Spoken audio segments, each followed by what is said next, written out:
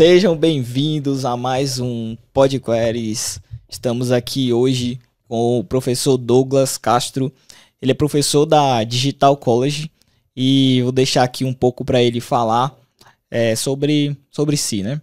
Professor, por favor, as honras toda sua. Olá, pessoal. Então, queria primeiro parabenizar a iniciativa de vocês, né? É importante, assim, a gente ter podcast da área de dados, né? Até para divulgar a área, que é uma área, assim, relativamente nova, né? E que, às vezes, é muito desconhecida, né? O pessoal não sabe o que fazer para entrar na área, não sabe como a área funciona, né? Então, acha que é muito TI, né? Tá muito voltado à programação. Também, mas não só isso, né? Então, falando um pouco de mim, né? Meu nome é Douglas. Então, sou formado em administração, né? Acredito que dou aula em torno de já 3, 4 anos já. Em 3 e 4 anos. Trabalho aí na área, digamos, de dados, com visualização de dados aí faz 10 anos, mais de 10 anos, na verdade.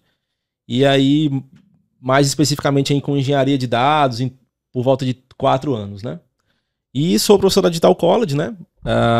Dou aula aqui no curso de análise de dados, né? Então, basicamente, isso daí. Inclusive, vamos agradecer aqui a Digital College, né? Pelo espaço que ele dá pra gente aqui, né? E queria também perguntar ao professor como é que foi essa transição de carreira, né? Ele é administrador de empresa, eu também sou administrador de empresa, né? Comecei minha carreira na administração e eu queria saber um pouco do senhor como é que foi esse processo. A gente estava conversando aqui nos bastidores antes, ele veio de carreiras totalmente diferentes, lá no comecinho, que tocava violão, depois foi para outras áreas, se formou em administração. Daí como é que foi, professor, essa transição de carreira? Cara, fazer igual agora o Rá-Tim-Bum, né? Senta que lá vem a história. Porque, cara, eu já fiz de tudo um pouco nessa vida, né? Cara, eu já fui operador de áudio em rádio, eu já fui fotógrafo de casamento, eu já fui caixa, eu já toquei em enterro, né? Enquanto o caixão descia, eu tocava, certo? Então, assim, pra ganhar dinheiro, eu já fiz tudo que fosse lícito, né? Mas aí, assim, eu, na verdade, o meu primeiro emprego, digamos assim, emprego de carteira assinada formal foi como caixa de uma casa lotérica, né? Onde eu passei 3 anos. E aí depois, só que assim, cara, foi uma das piores experiências profissionais da minha vida, assim, sabe? Que é muito estressante. Quem tá assistindo aí que já passou por essa área sabe do que eu tô falando. E aí eu tive um anjo que me levou para trabalhar com logística, né? Eu entrei como analista já, analista de logística, numa empresa, era uma granja, na verdade, né? Trabalhava com venda de ovos. Aqui em Fortaleza mesmo. E aí lá, eu meio que caí de paraquedas, assim, sabe? Nunca tinha trabalhado com Excel na minha vida. Então eu fui jogado lá no meio de um monte de planilha e disse assim, cara, tá aí, tem que fazer relatório. Só que eu tive ajuda, né? Então assim, graças a Deus, na minha vida profissional eu tive alguns anjos que me ajudaram no meio do caminho, né? E que, assim, de quem eu sou eternamente grato, né? E eu sempre vou levar comigo o nome de algumas pessoas. E assim, sempre que essas pessoas precisarem, se elas estiverem assistindo, elas vão saber que me ajudaram. Eu estarei aí sempre para ajudá-las, porque sou eternamente grato a essas pessoas. Mas, assim, já em 2012, né, que eu entrei em logística, comecei a trabalhar com visualização de dados. Então, tipo, nessa época não existia Power BI. Power BI surgiu em 2015. E Tableau, acho que já existia, mas aqui em Fortaleza, ninguém sabia nem o que era, né? Então, eu fazia visualização de dados da forma que dava. Eu pegava uma planilha de Excel, montava uma tabela dinâmica, em cima da tabela dinâmica eu montava os gráficos dinâmicos. Deixa eu só fazer um complemento aqui. O Power BI ele surgiu em 2014. Então, se você vê uma vaga aí pedindo 10 anos de experiência em Power BI, não vá nessa. E aí, assim, e era da forma que dava, né? Então, a atualização tinha que ser manual, tinha que abrir, tinha que apertar lá em atualizar, né, e tal. Eu acho que até dava para fazer alguma coisa no Power Query, já existia nessa época, mas... Com VBA, né? Eu não conhecia, entendeu? Então, eu fazia do jeito que dava, né? E aí fiquei trabalhando em logística até 2016, né? Nem chamava de visualização de dados. Chamava não. Ninguém nem conhecia esse nome, chamava né? de gráfico. Era só gráfico, entendeu? Gráfico dinâmico, né? Era. E aí, quando foi em 2017, eu fui trabalhar, e aí mando um abraço aí pro pessoal que tá lá, tenho grandes amigos ainda, na Federação das Indústrias, né? Fiz uma seleção e passei, né? A Federação das Indústrias do Ceará, o FIEC. E lá, cara, ainda continuei trabalhando com uma época com gráficos dinâmicos, né? Fazendo relatórios em Excel, né? com tabela dinâmica, mas fui trabalhar na área de suprimentos lá, né? Logística e suprimentos. E aí, um belo dia, um gerente que entrou lá, um gestor, isso foi comecinho de 2018, disse assim, cara, eu preciso que tu pegue esses relatórios aqui que estão em Excel e passe eles para essa ferramenta aqui, não disse nem o nome. E aí me mandou 10 vídeos do YouTube, do canal do Planilheiros, né? E aí eu tive que me virar com aqueles 10 vídeos do YouTube para aprender como é que usava aquela ferramenta e passar o relatório que eu tinha para aquela ferramenta, e essa ferramenta era o Power BI. E aí começou aí, certo? Só que começou de forma muito rudimentar, né? Porque, tipo, eu não sabia nem fazer um tratamento lá dentro. Então eu levava a planilha toda pronta. Tudo que tinha que tratar, eu tratava no Excel. E usava o Power BI só para montar gráfico. Usando digamos, a melhoria que ele tinha, né? A funcionalidade que ele tinha de atualização automática. Pelo menos isso, né? E link público, né? Mas aí, assim, eu tive a sorte lá na federação ser um dos 3 primeiros a utilizar a ferramenta. Então era eu, um analista que depois virou coordenador da área de planejamento e um estagiário da área de engenharia. Então nós 3 começamos ali e o negócio foi crescendo. Daqui a pouco um assessor da superintendência começou a usar. A federação viu que o negócio tinha futuro. E aí eu digo que foi uma das maiores sortes da minha vida que a federação pagou um curso presencial trouxe uma semana o Leonardo Karpinski, o pessoal que trabalha com dados conhece. O cara passou uma semana aqui na federação dando treinamento pra gente. Aí foi a virada de chave, né? Porque aí a gente começou a ver as possibilidades que a ferramenta tinha. E aí eu comecei, né, que ela tinha. E aí eu comecei a ver que só o Power BI não era suficiente. Eu tinha que estudar outras coisas. Aí eu tinha que estudar SQL, eu tinha que estudar ferramenta de ETL, eu tinha que saber um pouquinho de Python, né? Se eu quisesse avançar na carreira. E aí, pouco antes de começar a pandemia, né, lá no finalzinho de 2019, eu fiz uma seleção interna para a área de inteligência do SESI. Que aí já foi um passo um pouco maior. E aí, a área de inteligência é aquela área de inteligência padrão, né? Você vai trabalhar com indicadores de desempenho de venda, né? Porque o SESI, ele tem a área comercial dele, por exemplo. Você vai no SESI, para quem é aqui de Fortaleza deve conhecer, o SESI da Parangaba, por exemplo. Então você vai lá e você se matricula na natação, na musculação. Então tem esses indicadores. Quantos alunos tem matriculado, quanto é que foi vendido esse mês, quantas matrículas na escola do SESI tem, escola regular, de ensino fundamental, médio e tal. Então tinha uma área de inteligência para cuidar disso. E aí lá eu comecei a trabalhar com Pentaho para fazer algumas automações, né? Conheci através do coordenador da área. E aí, que eu estava comentando com vocês aqui nos bastidores, né? Eu comecei a usar o sistema contra o sistema, entendeu? Porque, como a maioria de quem deve estar me ouvindo aí deve passar por isso, vocês não têm acesso ao banco, certo? Vocês trabalham com Power BI e não têm acesso eu também não tinha. Correto. E aí, o que acontece? Eu, como já tinha começado a estudar SQL e sabia mais ou menos, eu começava a usar consultas dentro do Power BI, entendeu? Ia no editor de consultas do Power BI, digitava. Então, tipo assim, a TI me mandou uma consulta. Então eu sabia mais ou menos o nome das tabelas e o nome das colunas. O pessoal da TI da FIA que tá me ouvindo agora, vocês me perdoem, certo? Eu não comentei que eu fazia isso. Então já existe Mas foi pra melhoria. Já existe uma conexão validada por eles de consumo Sim. de dados no banco de dados. Tipo, então tu fazia só fazer um rearranjo. É porque, tipo assim, por exemplo, a gente tinha um cubo que eu podia usar no Excel. Então eu sabia mais ou menos o nome das tabelas e o nome das colunas, certo? Então o que é que eu fazia? Como eu sabia um pouquinho de SQL, eu começava a editar as consultas. Desculpa aí, pessoal. Eu editava as consultas, entendeu? Dentro do editor do Power Query. E conseguia mudar as consultas. De maneira muito mais rápida do que abrir um chamado. Do que abrir um chamado e esperar, entendeu? E Melhoria. E aí, tipo, comecei a me interessar pela área, comecei a gostar, comecei a estudar um pouco de Machine Learning, de Python e tal. E aí decidi fazer uma pós, né? E aí fiz uma pós em Ciência de Dados. Inclusive, o pessoal que tá querendo fazer a migração é um passo importante. É bom ter assim... Hoje é essencial, é primordial? Não. Mas algumas empresas ainda dão uma importância grande para essa formação, para essa formação assim tradicional, de graduação, de pós e tal. Então é importante ter. Eu diria que não é o primeiro passo, mas uma hora você vai sentir falta, sabe? Então aí eu comecei a fazer uma pós-graduação, fiz uma pós-graduação em ciência de dados, e aí comecei a dar aula e tal. E aí foi, né? Tô aí até hoje. E hoje e aí fui para o varejo, trabalhei no varejo. E aí trabalhei com a parte estatística, né? Em Power BI também, em SQL, em Python. Mas fazendo análise de churn, de NPS, né? De vida de cliente e tal.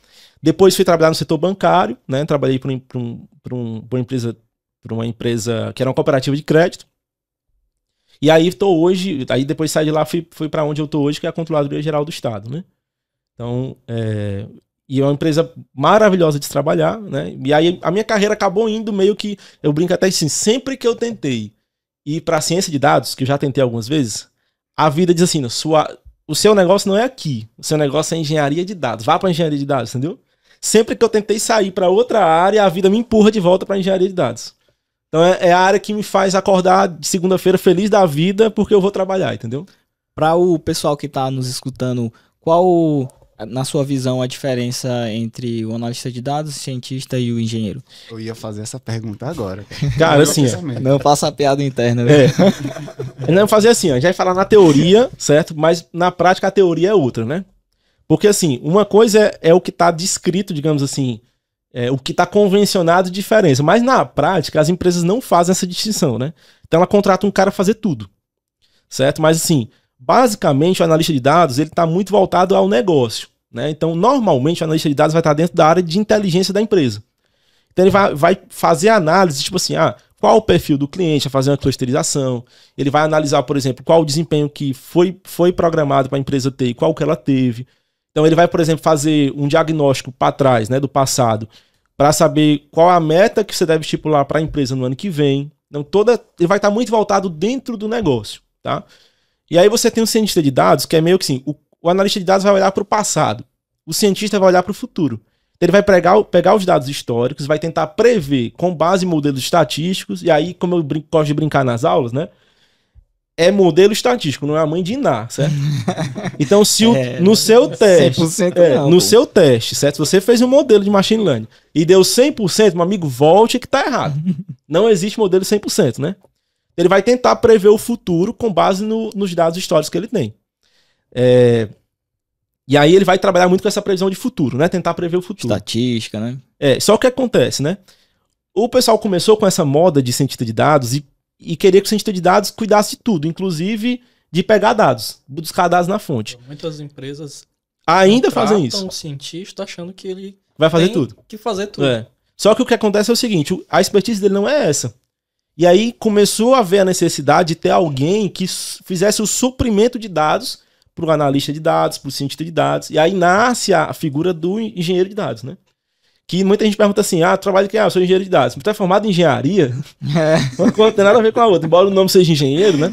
Mas é aquele cara que vai buscar os dados na fonte e vai disponibilizar os dados prontos para serem analisados, né, pelo analista de dados, ou para serem utilizados como ferramenta para que o cientista de dados faça a previsão. É porque é muito sobre a estruturação, né? Pronto, ele vai trabalhar por conta do engenheiro. Ele vai trabalhar principalmente, assim, sobretudo, vou dizer, o grosso do trabalho dele é ETL. A grosso modo, assim, para simplificar, ele vai trabalhar com ETL.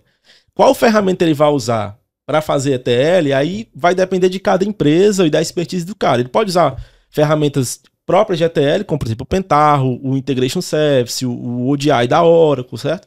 Ou ele pode trabalhar com linguagem de programação mesmo, tipo Python, né? Então, normalmente, pelo menos a experiência que eu tive, o Python, às vezes, ele chega a ser melhor, mesmo usando o Pandas, sem usar o Spark. Em muitos casos, ele é até melhor do que uma ferramenta de ETL, né? Mas aí a ferramental é tipo assim, o nome já diz, é uma ferramenta de trabalho, mas tem que ter o conhecimento por trás da ferramenta, né? Saber o que você está fazendo. Então, basicamente, ele vai trabalhar com ETL e suprir as outras funções dos dados, né? Que são necessários para o trabalho ou de análise ou de previsão de estatística, né?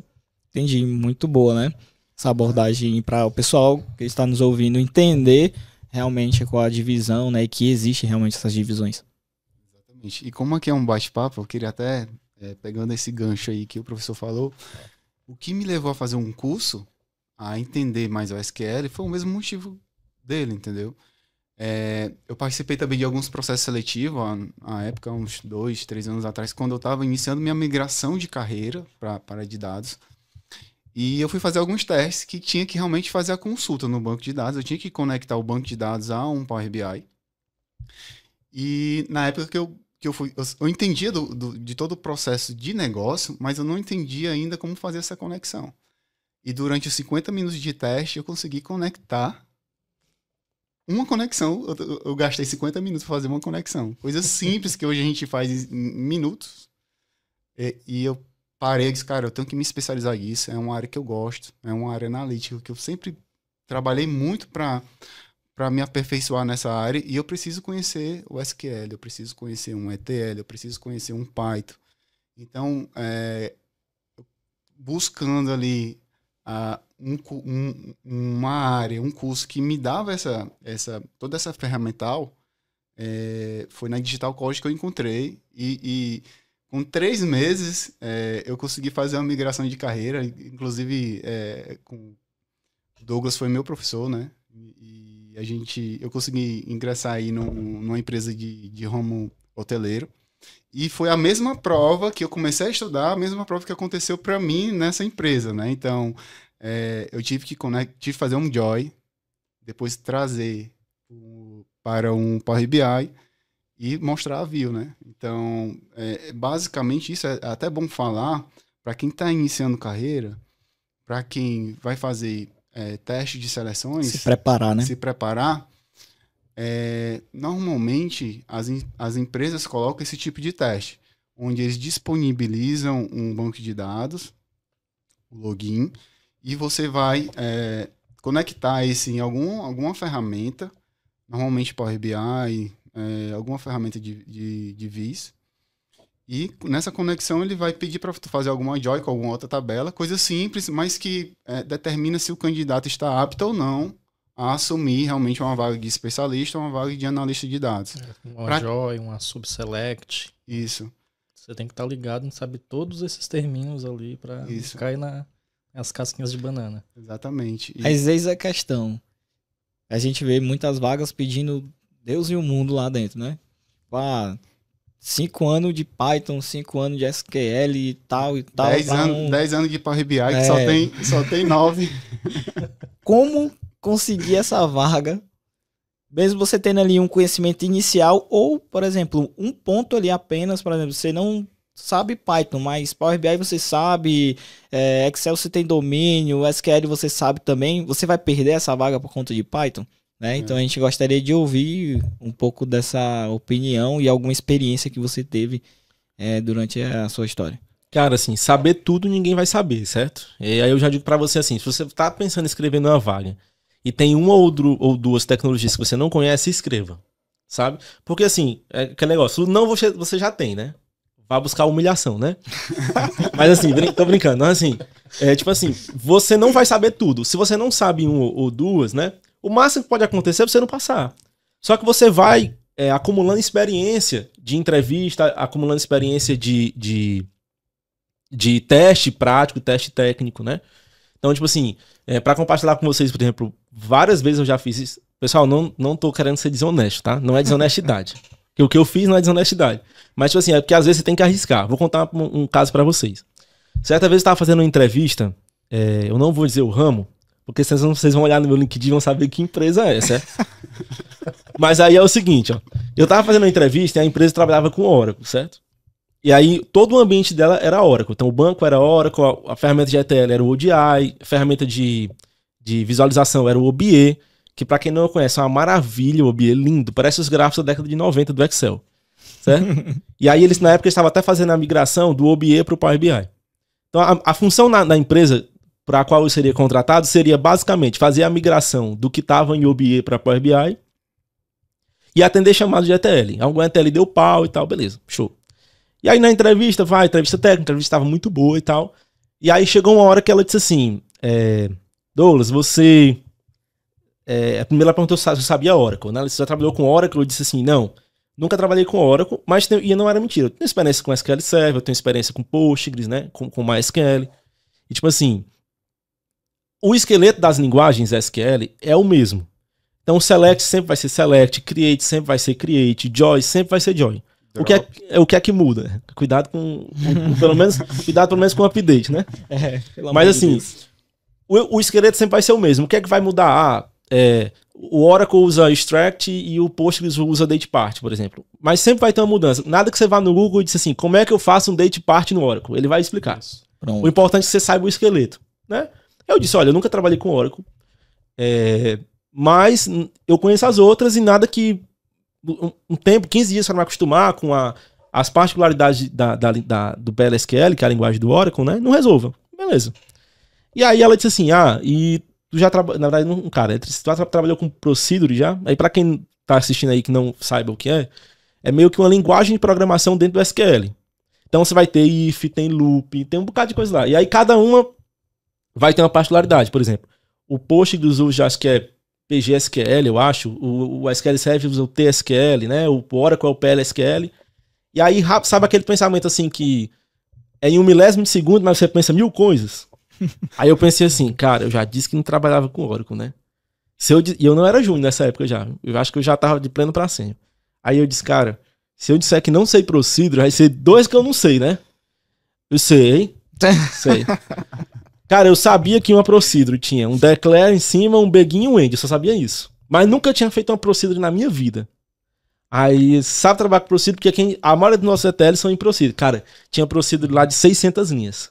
Fazendo um ETL, cara. E caiu, me passaram porque deu pau. Aí, pensa tu pegar uma Procedure que não foi tu que fez, tu não conhece a lógica que o cara usou, e tu tem que descobrir o erro dentro de 600 linhas. Atrás do tempo, né? E aí, assim, eu peguei de sei, nunca tinha feito uma Procedure na minha vida. Eu digo, meu Deus, tomara que ela não faça uma pergunta técnica sobre Procedure, porque aí vai me pegar. E nessa época não existia chat GPT. Existia não, viu? Não tinha chat GPT não. Aí era só Google mesmo, Stack Overflow e te vira, entendeu? E aí faz, ainda bem que tinha um ambiente de teste, né? Faz, bota pra rodar e vê o que acontece, entendeu? É mais ou menos assim. Só um ponto que você falou, ambiente de teste. Se você não sabe o que tá fazendo, vai pro teste. Vai pro teste, cara. Não faz em produção, porque isso que é grande, vai dar merda. E aí o que foi que aconteceu? Eu passei na vaga, ela me ligou numa quarta-feira, à noite, pra começar na segunda. Cara, na sexta-feira eu comprei um curso na Udemy, tem até hoje lá, PLSQL, do 0 ao avançado. Do básico ao avançado, programação em PLSQL. E eu comecei na sexta-feira e terminei no domingo à tarde. Eu só me levantei da cadeira, só pra dormir, pra comer, e quando eu entendi como é que fazia um procedure, entendeu? Então assim, às vezes, cara, por mais que você não saiba, às vezes você tem que ser meio atrevido, sabe? E eu sempre fui um pouco atrevido assim na minha carreira. Meio que tipo assim, quando eu comecei a mexer com Power BI, pediram pra eu passar um relatório pra Power BI. Só que quando eu terminei aquele relatório, eu pensei assim, cara, vai ser só isso aqui mesmo? Eu vou ficar só olhando ele atualizar? Aí quando pediram, não, eu vou pegar outras coisas. Comecei a pegar outras bases e comecei a passar, mesmo que ninguém fosse olhar. Mesmo que ficasse só pra mim. Entendeu? Mesmo que não viesse lá te pedir, né? Mesmo que ninguém me pedisse, mesmo que ninguém nunca fosse usar. Mas pelo menos eu tava treinando, entendeu? Então, tipo assim, já cheguei em empresas que era o ETL todo em ferramenta, e eu pegava, fazia um ETL em Python, depois que o ETL tava pronto, eu chegava e dizia assim, olha aqui o ETL em Python, tá durando menos tempo do que na ferramenta, entendeu? Boa. Então, às vezes, é meio que você ser atrevido também e meter as caras, entendeu? Meter o peito pra frente e vai, tá entendendo? Porque assim, se você ficar esperando, se você for esperar você conhecer todas as ferramentas, né? Você não vai nunca, porque você nunca vai estar 100% pronto, entendeu? Nunca. Nunca vai estar 100% pronto, nunca vai estar num ambiente 100% estruturado. Então, verdade. É exatamente o que um outro entrevistado que a gente fez da outra vez, que ele falou a mesma coisa. Cara, eu criei um programa sem esperar nada. Eu criei porque eu queria estudar a ferramenta, eu criei porque eu queria desenvolver algo para saber se eu estava bacana.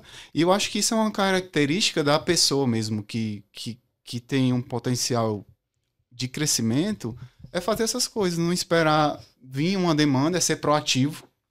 Cara, eu vou ser proativo aqui, eu quero fazer isso, e depois eu apresento, e se for bacana, a gente continua e tal.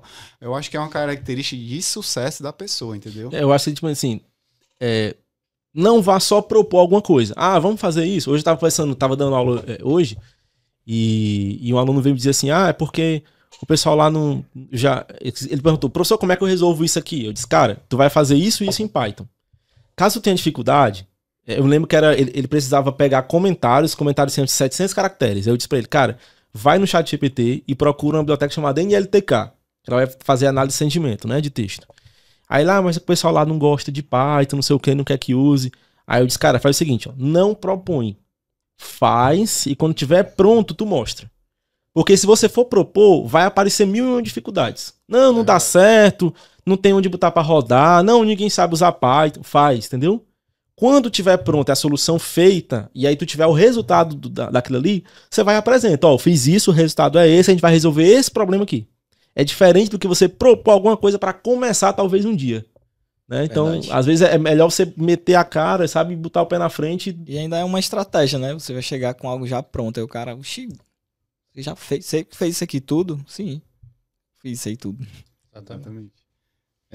E falando um pouco de ferramentas, hoje, professor, quais são as ferramentas que o senhor usa, quais são as ferramentas que o senhor indica para quem está começando? Sou analista, estou começando aqui, nosso público também, a gente tem muita gente que busca o nosso canal porque ele quer saber por onde começar, ele quer saber por onde inicia o estudo. Qual o tipo de curso, se eu vou para o EAD ou para o presencial, né? Exatamente. E quais são as ferramentas realmente que hoje o mercado está utilizando, que tu indica, poxa, cara, para ETL é essa daqui para iniciar, ela tem uma um jeito melhor de aprendizagem, essa daqui para Viz, essa aqui é muito boa, inicia por essa. Para banco de dados, qual é a melhor? A gente SQL, sabe que tem umas, a gente sabe, para SQL. SQL, qual é o banco que eu uso? A gente sabe que tem umas que, poxa, quando você carrega o banco de dados nela, você sabe que tem uma movimentação mais fácil, tem uma pegada mais parecida com Excel, então dá um insight melhor, entendeu? Cara, assim, começando assim de trás pra frente, né? Pra eu lembrar de tudo. Tipo assim, entre EAD e presencial, eu acho que vai muito do perfil de cada um, certo? Tem gente que consegue estudar EAD e tem gente que não. Né? Assim, eu particularmente, aí é uma coisa particular minha, né? Eu sou casado, tenho 2 filhos. Então você imagina como é parar em casa para estudar, né? Mas eu tenho a sorte de ter uma esposa muito compreensiva. Né? Então sempre que eu preciso estudar, eu tranco a porta do quarto e ela diz, papai vai estudar. Então vamos brincar mais baixo, entendeu? Porque ela sabe que na minha área eu não posso parar de estudar nunca. Né? Então a minha pós-graduação eu fiz, era usar ao vivo pelo Teams. Então tipo assim, pra mim era muito confortável, porque eu não saía de casa, o professor tava ali dando aula ao vivo, eu podia tirar a dúvida na hora, diferente de alguma coisa gravada. Até comecei um gravado, mas não me adaptei, não gostei, prefiro ao vivo pelo Teams, né? Agora sim, com relação a quais ferramentas estudar, isso vai depender muito do que você, de quais das sub-áreas de dados você quer. Normalmente, a área mais fácil de entrar é por BI, né? Foi assim que eu comecei e é assim que eu vejo muita gente fazendo migração. Começando por BI, porque é uma coisa que você pode aplicar onde você está. Um ponto que eu falo para meus alunos, né, na Digital College é o seguinte, eu não aconselho você, pelo menos não aconselho os meus alunos, a começar a mandar currículo para outras empresas antes para fazer a migração de carreira. Não aconselho. Eu prefiro que você aplique os conhecimentos de dados onde você está hoje. Certo? Por quê? Porque você vai começar a montar o seu portfólio num negócio que você já conhece. Tá? Eu trabalho com logística, então eu tenho todo o conhecimento da área de negócio, de logística. Então o que é que eu vou fazer agora? Eu vou pegar uma ferramenta de visualização, vou começar a montar relatórios, vou começar a fazer a diferença ali onde eu estou, voltado para análise de dados. Métricas. E aí depois você vai começando a estudar outras ferramentas. Quando você for tentar ir para uma empresa de consultoria de BI, por exemplo, então você já tem um portfólio montado. Entendeu? Então é muito mais fácil você fazer assim. E aí, digamos, você vai para trabalhar com BI, então seria essencial você ter Power BI, é a ferramenta que eu aconselho, assim, pelo menos das que eu tive contato, né, de ferramenta de visualização. Eu acho a mais fácil de aprender e eu acho que é a comunidade maior que tem para achar conteúdo. Então, para tirar uma dúvida de Power BI é mais fácil do que para tirar uma dúvida de Tableau. Tem muito material de Tableau? Tem, mas a comunidade de Power BI é maior, certo? É mais fácil de encontrar curso, tem mais curso em abundância. Se tem mais curso em abundância, o preço reduz, certo? Então, eu prefiro começar com Power BI. E aí você precisa conhecer SQL, não tem o que fazer. Não tem jeito, certo? E aí eu diria assim, qual banco estudar? Cara, eu sinceramente eu tenho uma visão assim meia polêmica, porque eu acho que não faz diferença. Gostamos de polêmica, pode certo? falar. Assim, porque assim, eu acho que não faz diferença qual escolher. Ah, professor, mas as empresas usam mais SQL Server do que Postgres. Mas o esqueleto é o mesmo. O ponto aí do SQL é a dificuldade de que a pessoa que está iniciando saber instalar um banco.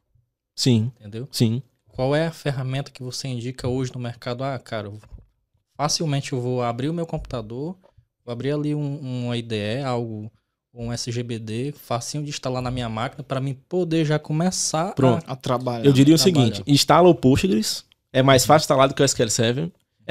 Eu tenho um amigo de infância que está fazendo, estudando, né, para ir para a área de dados. Ele é concursado de um órgão federal, mas está estudando para ir para a área de dados.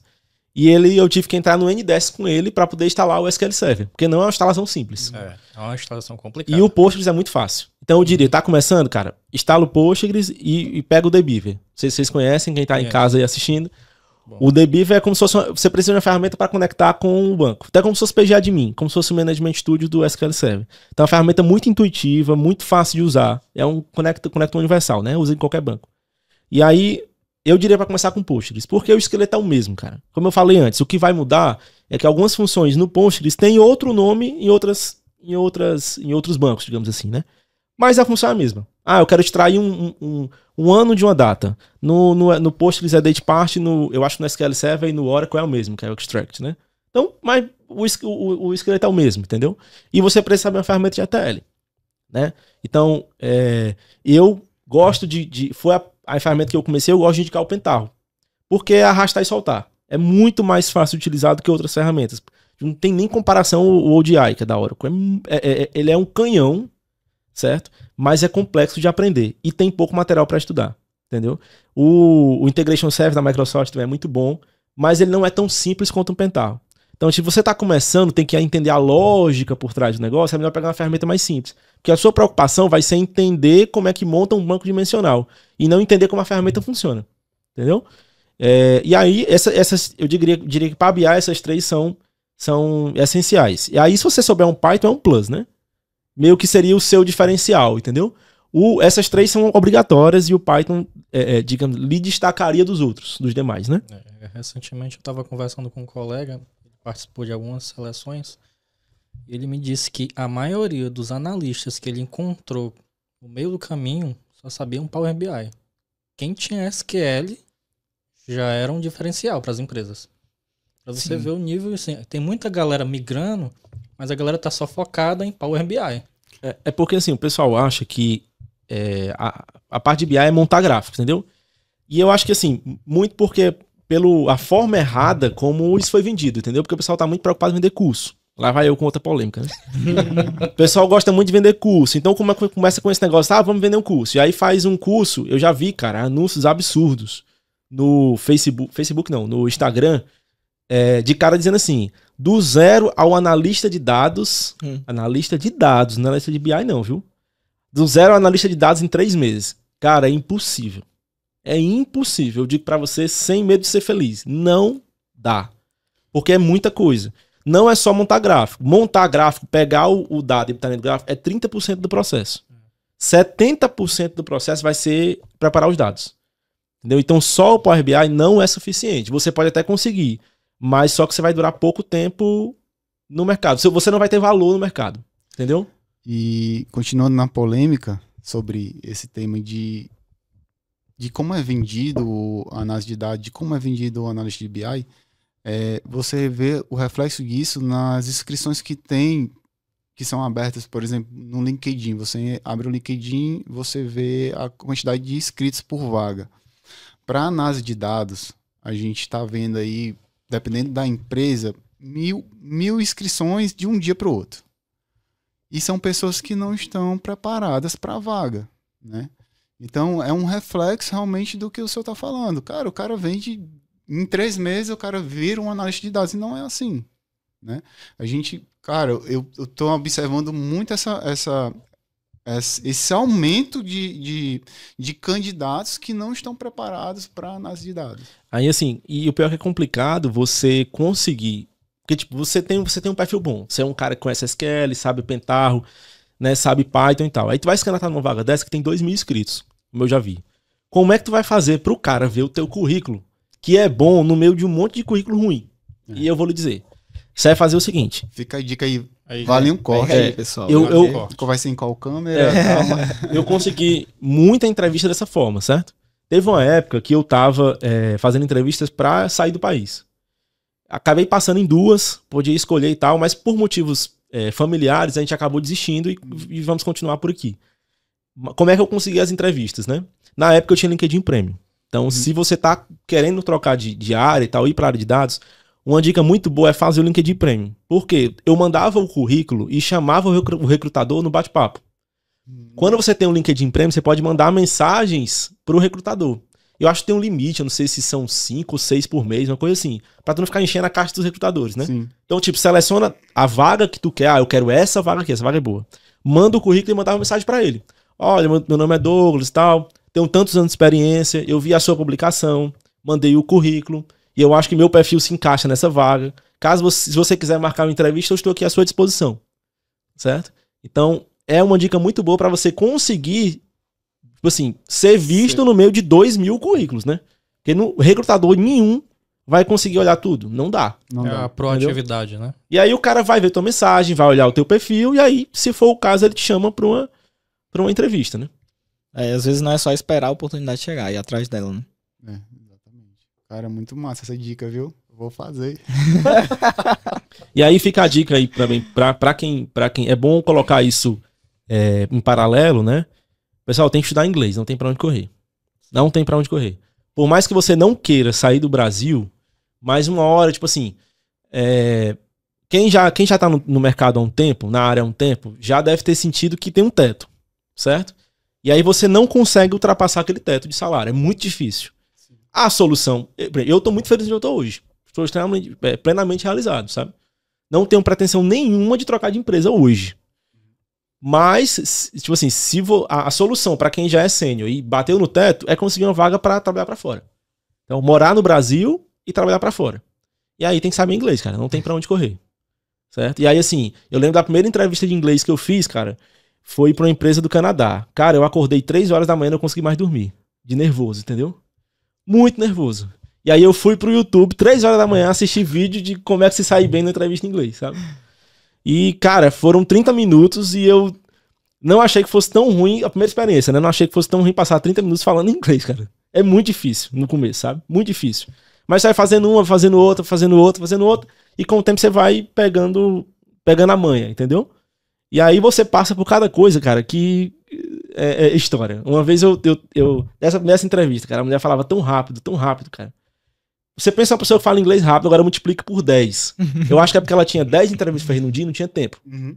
Então ela tinha que falar muito rápido, senão não ia dar tempo. Sabe? Então foi horrível, uma experiência muito ruim. E aí aí você vai se deparando com sotaque, sabe? Uma vez eu mandei um currículo pra Malta, não sei se vocês conhecem. E aí pra quem tá procurando uma empresa de fora, é um lugar muito bom, cara. Porque tem muita oportunidade de TI. A ilha de Malta, ela é tipo assim, o hub de iGaming, né? Tem aquelas indústrias de cassino online. Tá todo mundo lá. Então eles precisam muito de gente de tecnologia, sabe? A demanda é muito grande. E aí, cara, eu mandei um currículo, a moça me ligou e eu dei um azar de ser uma britânica. Cara, eu não entendi nada do que ela disse. Sabe o que é nada? Nada, patavina nenhuma. E aí ela desligou a ligação e ficou por isso mesmo. Ela me disse que ia me ligar, não sei que hora, nem a hora que ela disse que ia ligar eu entendi, entendeu? Mas são coisas que vai acontecendo e você tem que ir engrossando os coros pra isso, entendeu? Vai criando a casca, vai engrossando a casca e com o tempo vai melhorando. Sabe? Mas é um passo importante você estudar, cara, inglês. Até sabe? mesmo os termos técnicos, né? As ferramentas que tu usa, às vezes tu não sabe tudo e tu vai, na entrevista tu vai aprendendo, realmente absorvendo. Às vezes Tem conteúdos diferenciados em inglês, né? Às vezes você vê um novo termo e como você já sabe o idioma, você já entende o que é, só por estar conhecendo o idioma, né? Exatamente. E pra quem não sabe, Malta fica ali pertinho da Itália. No sul da Itália. Sulzinho da Itália. É verão quase o ano todo. E acho que é uma ilha onde eles falam inglês britânico, né? Foi uma ilha colonizada por... É inglês e maltês, o idioma oficial é o maltês, né? Mas como eles foram colônia britânica, então o inglês também tá presente. Mas o inglês lá é básico, né? Assim, a população prefere falar maltês do que inglês. Então o inglês da população em geral, ele é um inglês nível muito básico, sabe? Porém, tem pessoas do mundo inteiro trabalhando lá, né? Então você vai ter vai ter contato com o sotaque do mundo inteiro, né? Então é uma experiência assim muito boa. Uma pena que é um país que não facilita a residência permanente, assim, sabe? É um país meio chato, caso você queira realmente se mudar definitivamente. Então, tipo, se tu perder, não sei como é que tá hoje, né? Mas há um tempo atrás, se tu perdesse o emprego, tinha 10 dias pra arrumar outro, senão tu tinha que sair do país, entendeu? Entendi. Então, assim, tem vantagens e desvantagens, né? Tem países melhores, se você quiser residência permanente, tem países melhores pra isso, né? Mas é um país muito bom pra você melhorar o idioma, já que você vai ter contato com pessoas do mundo todo, com vários sotaques, né? E pra ganhar experiência internacional também, né? Agora, infelizmente, a Europa tem, assim, a desvantagem que eles não querem trabalho remoto. Né? Diferente da América do Norte, por exemplo. Você consegue emprego no Canadá, nos Estados Unidos, para morar aqui e trabalhar para lá ganhando em dólar. Sim. A Europa tem essa barreira, me parece que tem alguma coisa da legislação deles, que eles querem que a pessoa more lá. Agora, um país muito bom também, aqui na América do Sul, que o pessoal fala pouco, é o Uruguai. O Uruguai, eles fizeram, se eu não me engano, uma zona, como se fosse uma zona franca aqui de Manaus, só que voltado para a tecnologia. E se a empresa instalar lá e contratar alguém que more lá, ela ganha isenção de imposto. Então tem muita empresa de tecnologia no Uruguai que o idioma dentro da empresa oficial é o inglês. Né? Então empresas americanas estão por lá. E aí, lógico, o idioma do país é o espanhol, mas dentro da empresa é inglês. Né? Então é um país muito bom, se eu não me engano hoje. Eu acho que é o país ou o primeiro ou o segundo, não tenho certeza, mais seguro da América do Sul. Claro, né, que o índice de violência não é baixo como o da Europa, porque o padrão da América do Sul é diferente, mas comparado com o Brasil, é um país extremamente seguro de se viver, tranquilo, não tem um baixo índice de criminalidade e relativamente bom de se morar trabalhando em TI, né? Muito boas essas dicas. Só tenho a agradecer, Douglas, a sua vinda aqui no nosso Podqueries. Aprendemos muito. Aprendemos muito a cada dia, né? Cada episódio. Deixa eu falar um pouquinho. A gente falou de transição de carreira, a gente falou de ferramentas, a gente falou de diferença entre analista, cientista e engenheiro. A gente falou de como se comportar numa empresa. Olha o quão rico, né, tá sendo essa entrevista, né? A gente tá falando de mercado agora. Cara, chegou em sênior, o que é que tu pode fazer para esse país? Chegou no teto, né? Chegou a comentar. O cara é fera, né, velho? Muito bom. Muito bom, cara, muito bom. Muito obrigado por sua presença aqui. Agregou muito, enriquecedor. Se você quiser falar mais alguma coisa, Douglas, fica à vontade, tá? E só agradecimento, né? A todos que estão aí nos ouvindo, nos acompanhando, né? A gente está trazendo, a gente tem essa preocupação de trazer conteúdos bons, insights maravilhosos, ideias inovadoras em cada episódio nosso. Então, siga, né, as nossas redes sociais, estamos no YouTube, Spotify, Instagram, LinkedIn. Curta, compartilhem, mostrem, né, para novas pessoas serem alcançadas com esse nível de conteúdo. Ajuda a gente a divulgar Podqueries. Ajuda aí no nosso algoritmo. Muito obrigado. Muito obrado, professor. Obrigado, eu que agradeço. E só parabenizar a iniciativa aí. Eu espero que o podcast cresça cada vez mais, né? E que venha agregar a área, né? E trazer conhecimento às pessoas que já estão na área ou estão tentando fazer a migração de carreira, né? Eu acho que é um programa muito importante aí para a divulgação da área de dados, né? E se deixasse aqui... Eu avisei que o meu defeito é falar muito, né? Se deixar, amigo, eu vou até 3 horas aqui. Muito obrigado, pessoal. Obrigado. E fica o brief aí para a próxima. Parte 2, quem sabe, não? Com certeza. Tem muito conteúdo ainda. Podqueries. Valeu, pessoal. Valeu.